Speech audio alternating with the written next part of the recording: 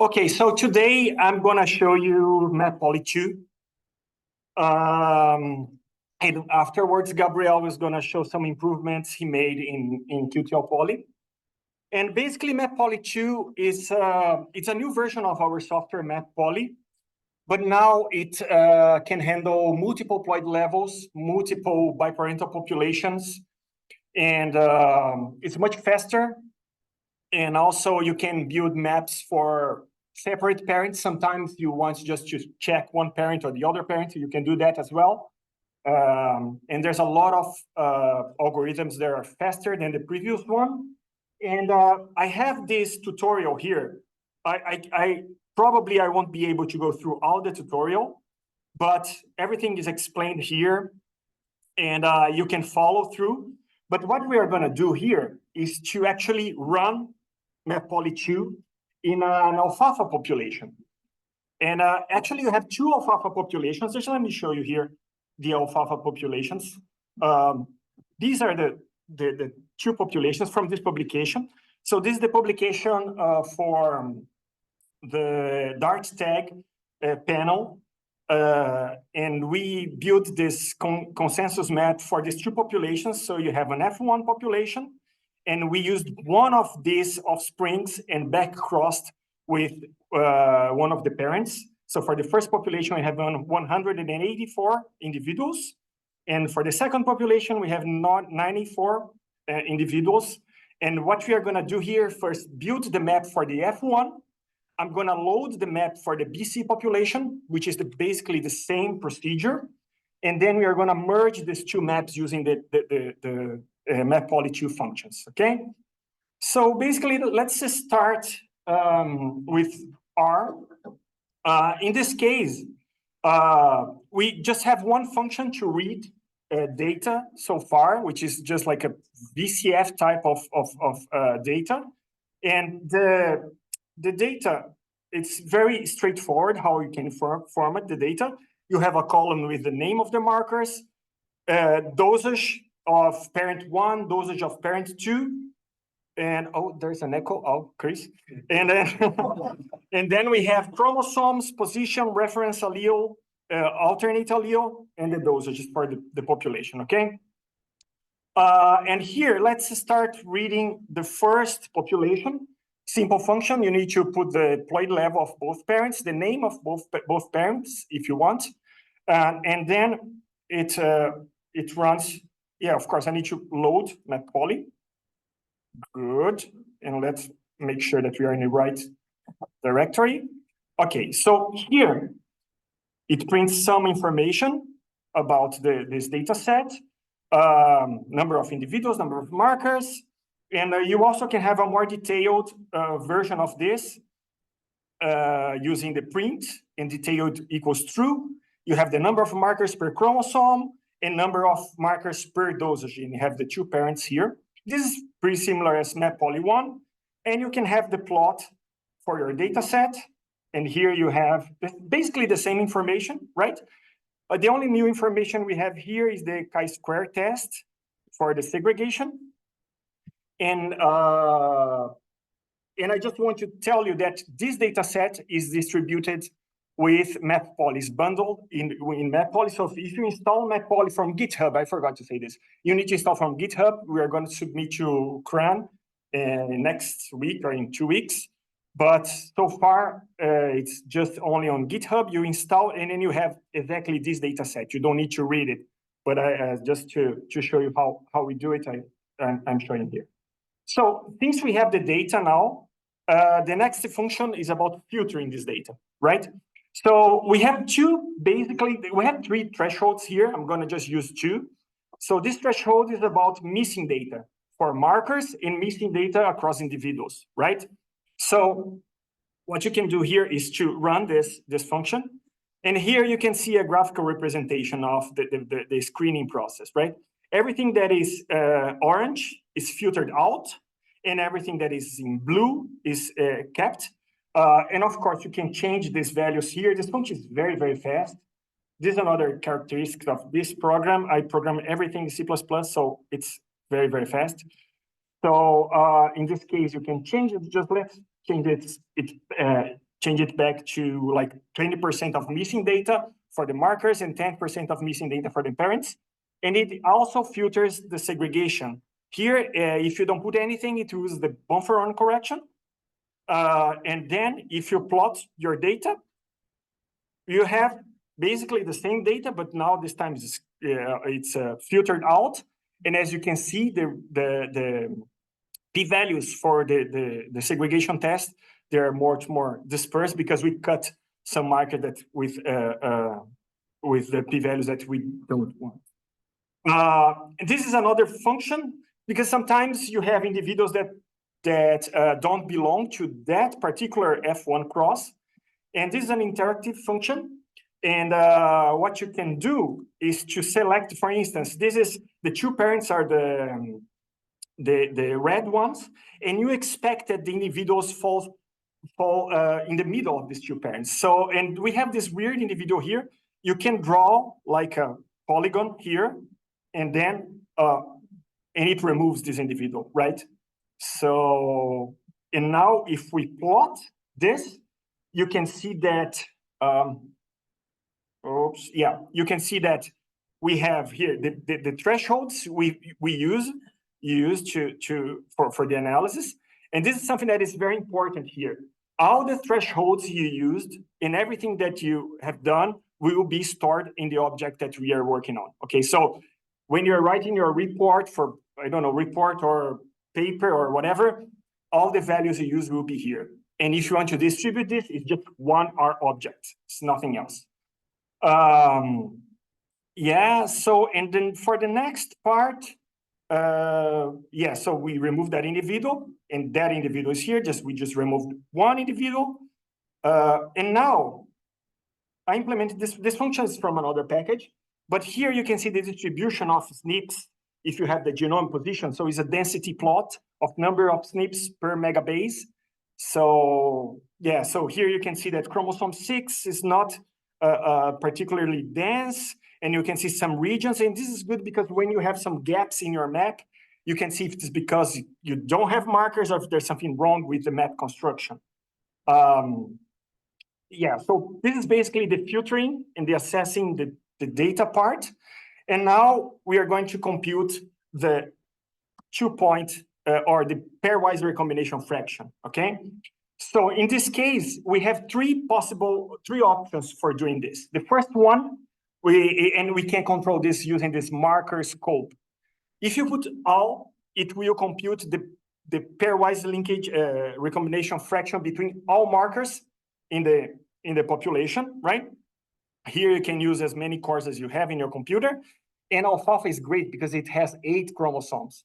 And it's perfect for a computer like this with 8 CPU. So yeah, that's another reason I choose this, right? So yeah, but anyway, I'm pretty sure that's not the reason alfalfa has 8 chromosomes. But anyway, in this case, we are computing the whole matrix, you know. So we have at this point we have a matrix 2000 by 2000, and this is the first option. The second option is just to compute the recombination fractions within chromosomes. So this is the result for the whole matrix. Just give me a second. Yeah, this one. Yeah, so this is the result for the whole matrix. And of course, you can use this per chromosome, which is basically, it just uses this block diagonal matrix, because sometimes you can trust in your genome and you know that's pretty much what you need. So as you can see, it's much faster, of course, because we are not computing this this blue part of the matrix. And okay, so as you can see, the time here, the time was 1 minute for the first one and 8 seconds for the second one. So it's very good. The next thing we want to do, and there's another marker scope function. You can choose like one chromosome 3, chromosome 5, and chromosome 7, and you can just compute the recombination fractions for those chromosomes. And this function here is to filter markers based on recombination fraction. And a lot of people ask me about this. Oh, This is the time. This will be available on the polyploids.org, but this is the time that takes for 50,000 markers, about 4 hours, you can compute. But anyway, sometimes you have some recombination fraction matrices that they are kind of weird, like this one, okay? So sometimes you have some markers that are linked across the whole genome, or they are not linked at all. So we have a function that applies some thresholds in this matrix, and then we do a binarization of this matrix, and we count how many observable values we have. And with this, we can construct a histogram, and you can filter this weird markers here, filtering the tails of this histogram. And that's what this function does. So, and these are the 3 values here are for the filtering, for the thresholds, for making the matrix less dense. And the second one, and it's probs, is how much you want to filter out for the tails of the distribution. And basically here, what we are going to do is to run this function. And as you can see, we are filtering out this yellow part, okay? And at this point, this is our data set with filtered, with all the types of QA and QC and filtering. So we have the percentage of missing markers, redundancy, the type of recombination fraction we used. In this case, we used all markers for all chromosomes, and the values you use for filtering. And this is, as I said, this is good when you're writing a report or a paper. Okay, so since we have this filtered out, this was the first object. Now we are going to do the second object with the group object, okay?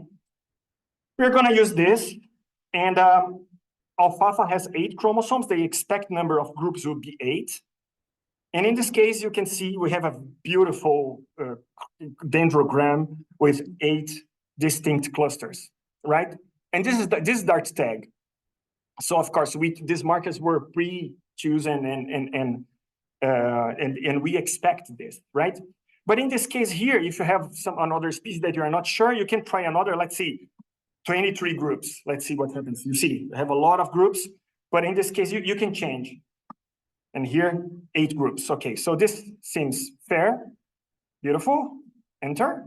And then we having this group object, which I'm going to show you here. This group object here. So you have these 8 groups, and this is very similar to what Peter showed you. Or us, because I was watching as well. And you have the groups in the rows, and you have the chromosomes in the columns, and you have some of these classes are more frequent, the other ones. So you expect that these combinations will be the relation between the groups and the chromosomes, right?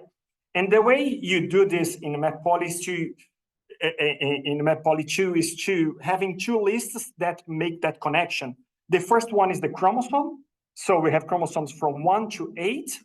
And then chromosome 1 corresponds to group 1. Chromosome 2 corresponds to group 7, and so on, okay? And then with this, we assemble a sequence. And from now on, we want to order these markers. And currently, there are just 2 ways to order the markers here. We're going to implement more. We're going to do a mixture of this, but I didn't have time yet. We have MDS and we have the genome, 2 types of orders. So what we are going to do here is to build the map for both ordering procedures, for MDS de novo, and for the genome, using the genome order. And in this case, and this is the object sequence.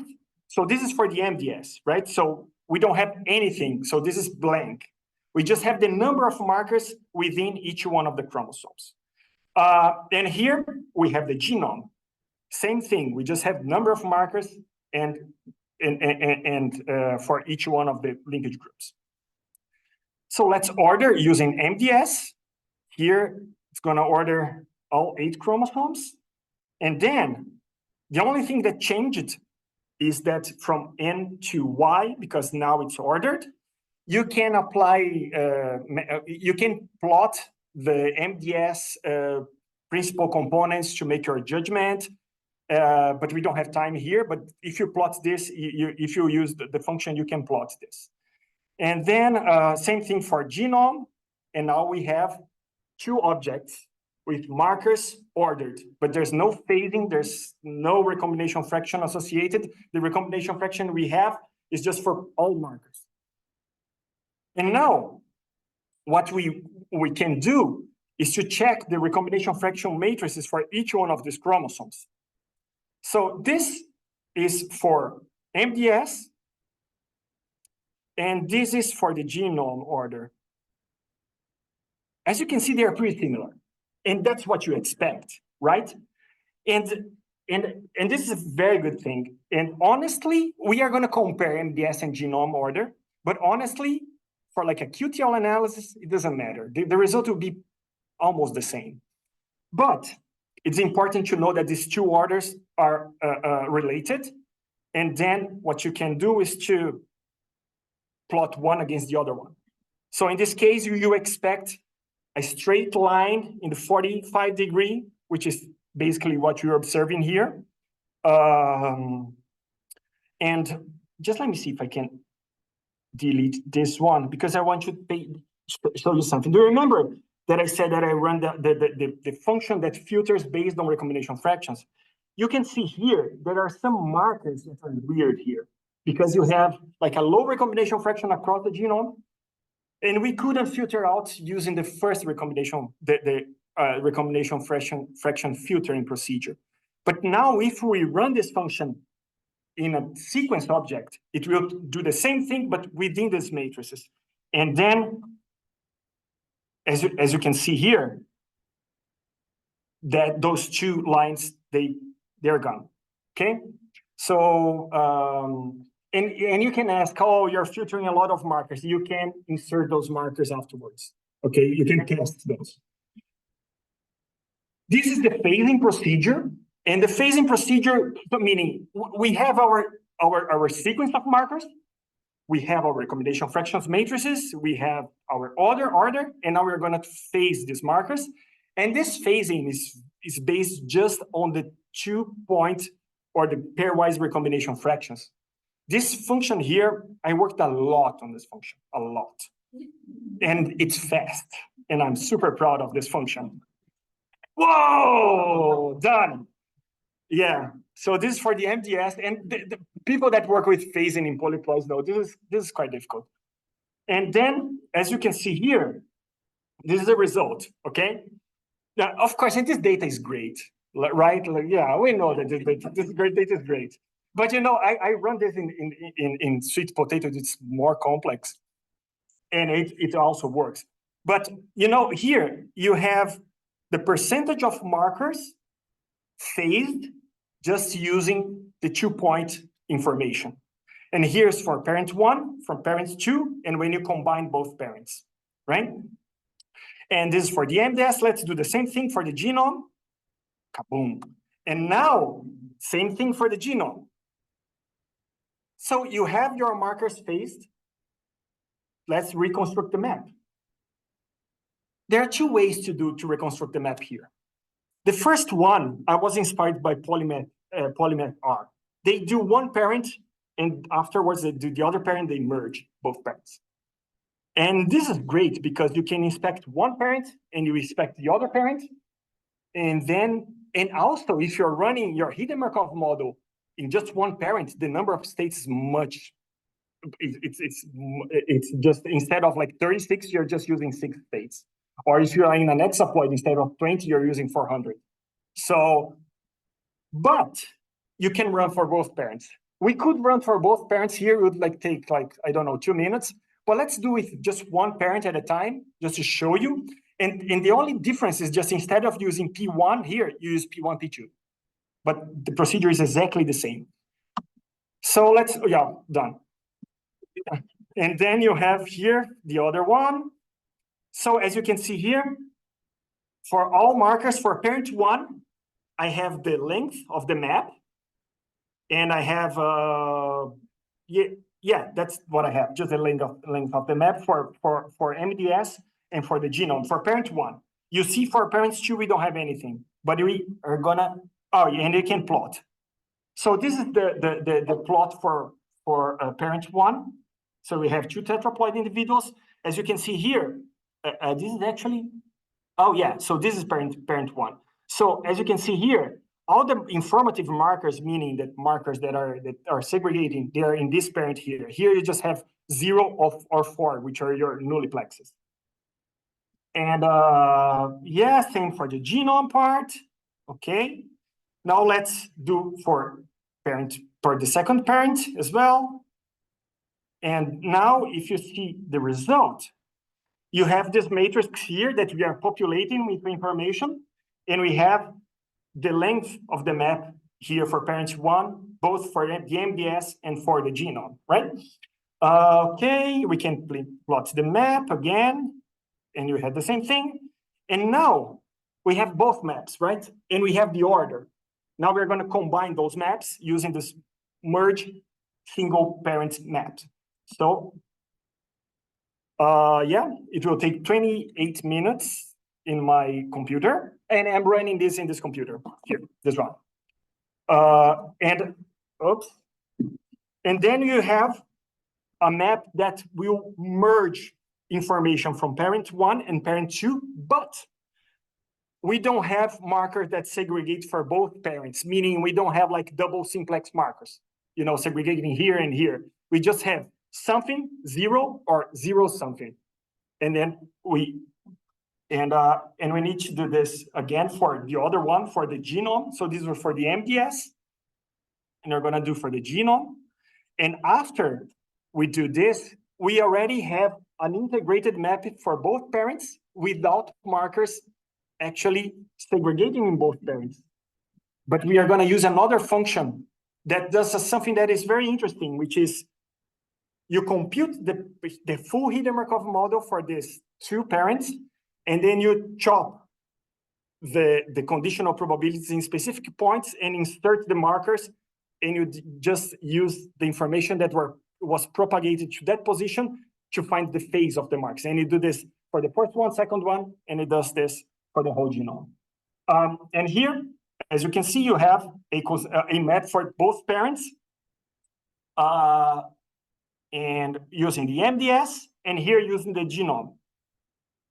And here is our summary for the map. So for the MDS, so we have these 2 parents here. So this is the length of the map. Number of markers per centimorgan, number of simplex markers in parent 1, simplex in parent 2. Double simplex, we don't have double simplex because you didn't use marker segregating both parents so far.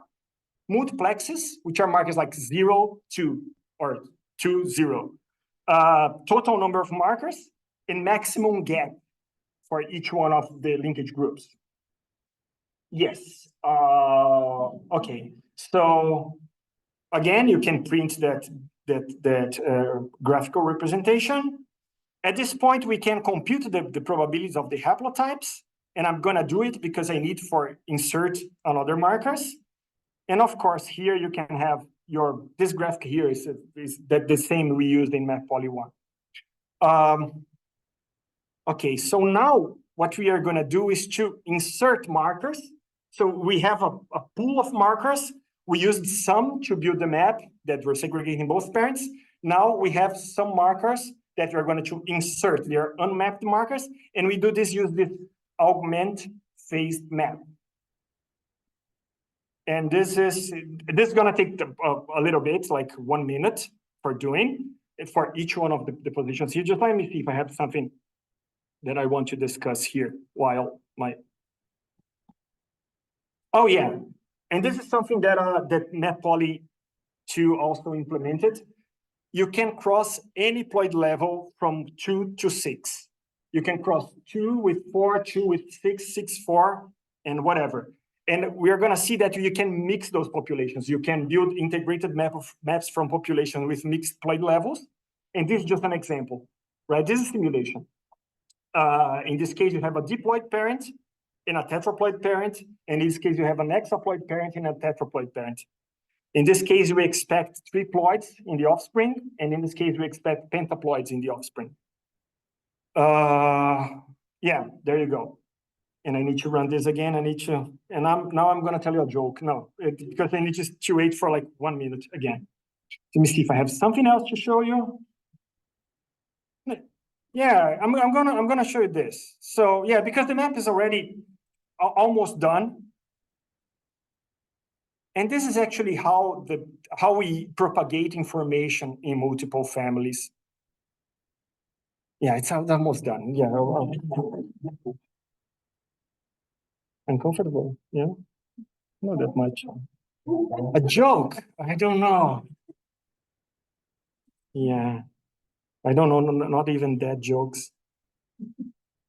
Okay, and it's almost done. This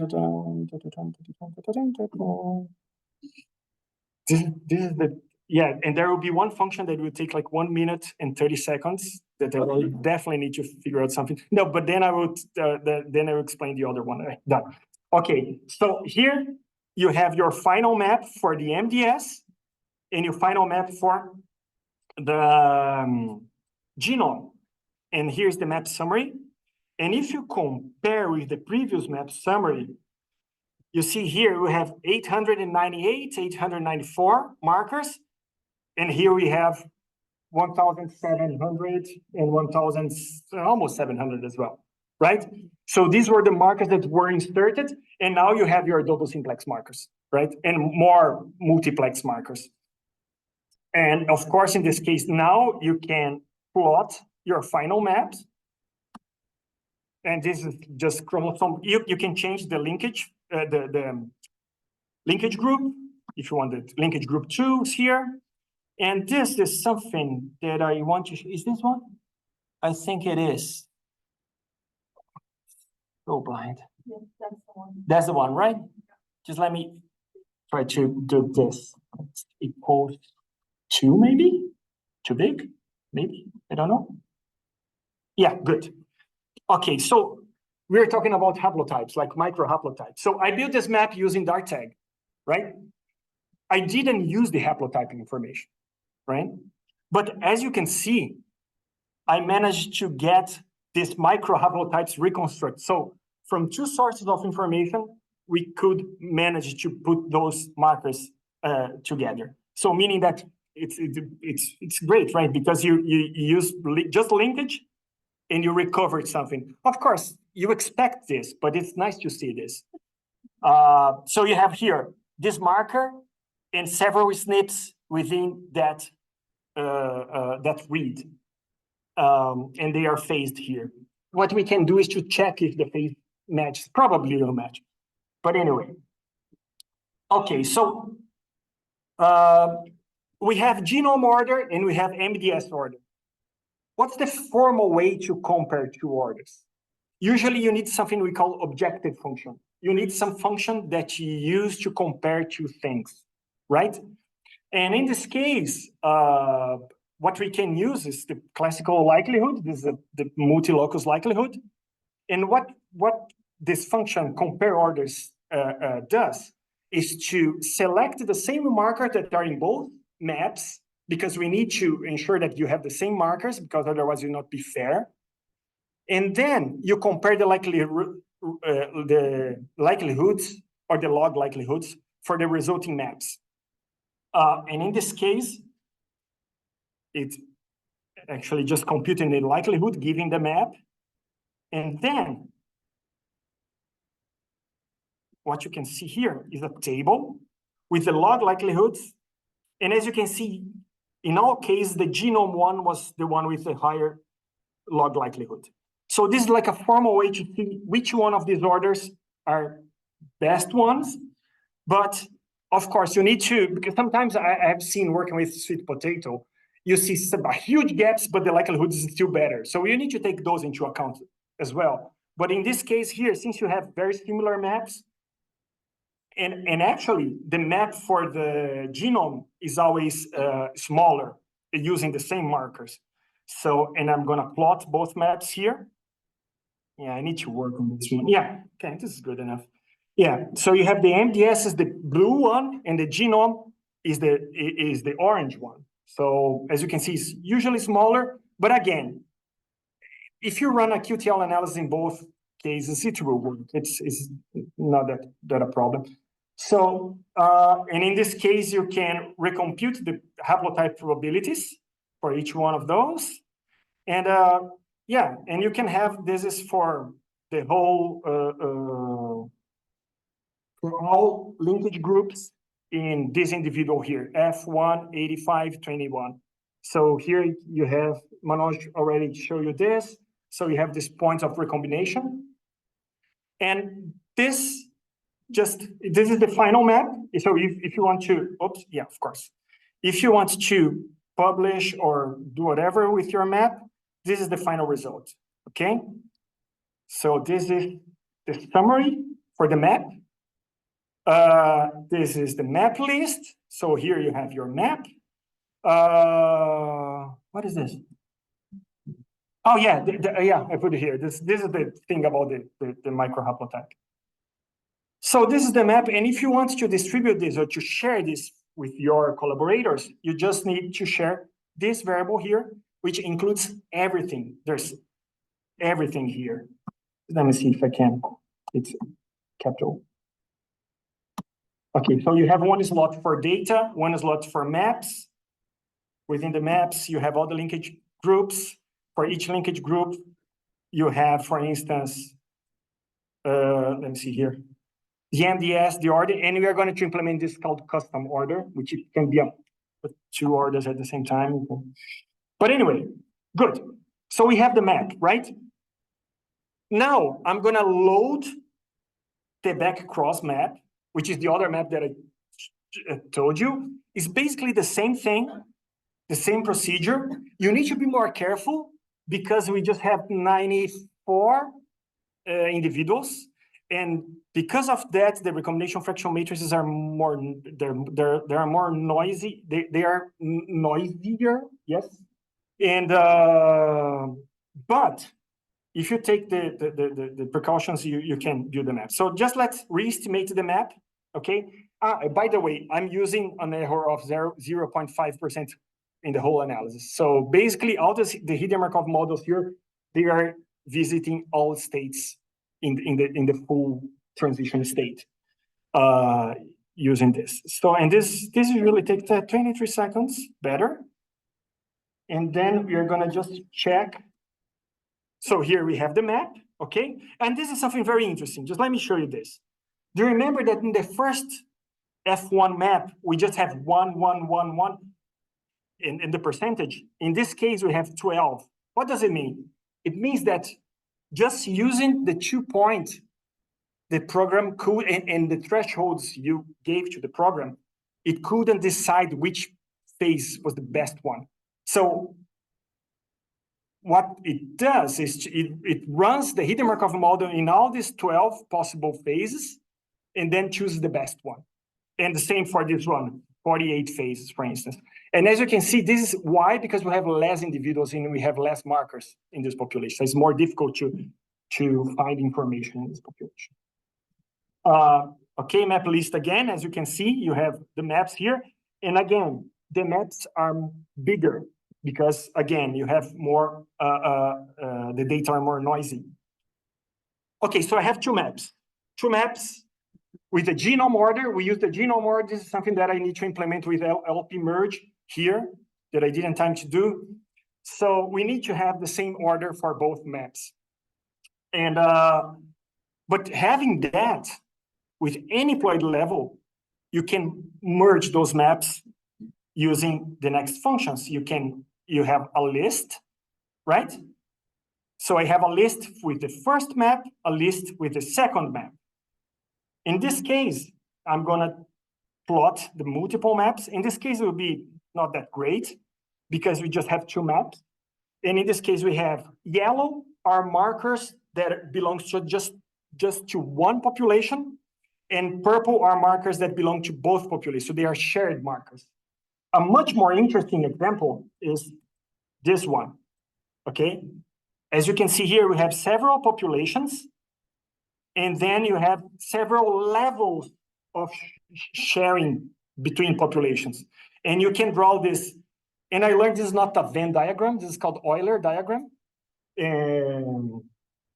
Because you don't have all possible combinations, it's just the combinations that interest you, that matters. And in this case, you can have some markers that are in one population and some markers that are just in another population, and you can have all those combinations. And in this case, you just have two populations. And we are going to prepare the data, meaning that we are going to, the maps need to have the same framework, meaning that you need to guarantee that homolog 1 in the same parent is the same homolog 1 in the same parent in another population. Okay, so this is what this does. It's just a way to make sure that we have the same homologs across populations. And if you have that, of course, you can have that Venn, this is a Venn diagram. So you can have, so here we have 930 markers shared across populations, some markers that are just present in the backcross population, and some markers that are just present in the F1 population. And then now we are going to estimate the consensus map using an error of 0.5. And basically what this does is, this is just like a representation. And this is for what I presented last year this. So imagine you have three populations here, and we had our three populations in the previous, in the past workshop. Beauregard by Tanzania, Tanzania by Beauregard, and New Kawogo by Beauregard. And we build the maps. First, you have just markers, right? And then the next thing you want to do is to build the map within the populations. So here we have the maps connecting markers across populations, but population 1 doesn't interfere in population 2. When you use a Markovian approach, population 1 will interfere in population number 2, because we are going to assume that they are part of the same sampling procedure. Because what you're doing when you're constructing maps, you are sampling meiosis. Basically, that's the idea. And we are putting those meiosis together with a model. So here we are assuming that we're sampling this meiosis from the same pool. And then we have this, which means that all markers will interfere in the other markers from several populations. And what we can do is to try to infer what would be the position, the markers that would be in the position that are not populated in the other populations, if that makes sense. So here, all gray dots are markers that we didn't observe, but using the hidden Markov model, we could repopulate the population. And this is something, of course, that polyorigin also does. And then you can construct the consensus map. And of course, again, for this part here, you also can use polyorigin. Probably, if you're working with tetraploids, I would say use polyorigin, because they deal with double reduction, which we don't, you know. But in this case, and now I have the consensus map, which is here we have the length of the map. We have the markers per centimorgan, the number of markers per linkage group, and the maximum gap. And if you compare these numbers here, and in this case, we have 2,000 markers. And if you remember, F1 had 1,800 markers. And here we could merge those both maps. And of course, for backcross, this is much better, because now you manage to put both maps together, and F1 map helped backcross map. And here you have, again, the same plot. But this is not that interesting. And here you have your